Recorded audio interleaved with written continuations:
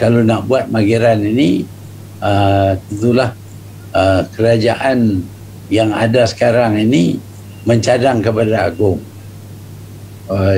Kerana dulu pun Tunku cadang kepada Agong, tetapi saya tak yakinlah yang kerajaan yang ada sekarang ini akan menubuh Mageran, kerana awal-awal lagi mereka sudah kata bahawa kita tak perlu kepada Mageran.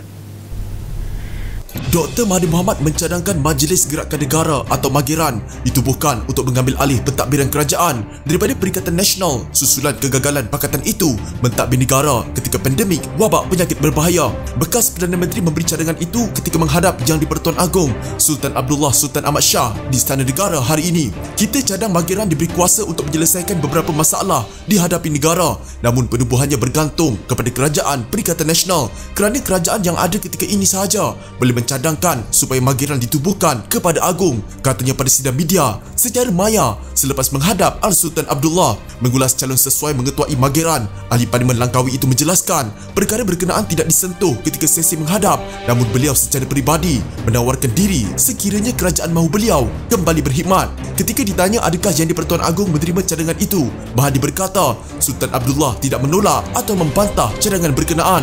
Agong tak reject, dia tak kata tidak, katanya. Mahathir menjelaskan pejuang mencadangkan Mageran sebagai penyelesaian kepada krisis ketika ini kerana ia terbukti berkesan dalam menangani permasalahan politik ketika 1969.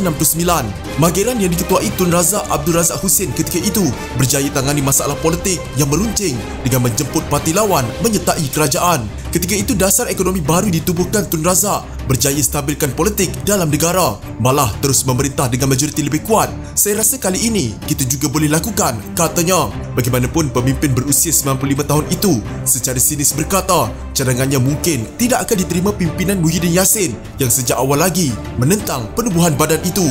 Saya tak yakin kerajaan Muhyiddin nak tubuh Mageran kerana awal-awal lagi Muhyiddin tak suka dan tetap tidak akan cadang Mageran kerana dia berpendapat Perikatan Nasional sekarang cukup berjaya dalam semua bidang dan berjalan dengan baik. Laporan juga banyak masuk, tetapi hakikatnya kerajaan yang ada sekarang ini tiada keyakinan rakyat dan mereka, rakyat, mendesak satu kuasa baru ditubuhkan, katanya. Terdahulu Mahathir tiba di Istana Negara pada 2 petang dengan menaiki kereta Proton X70. Beliau menghadap Sultan Abdullah kira-kira sejam dan meninggalkan pekarangan Istana Negara pada 3 petang.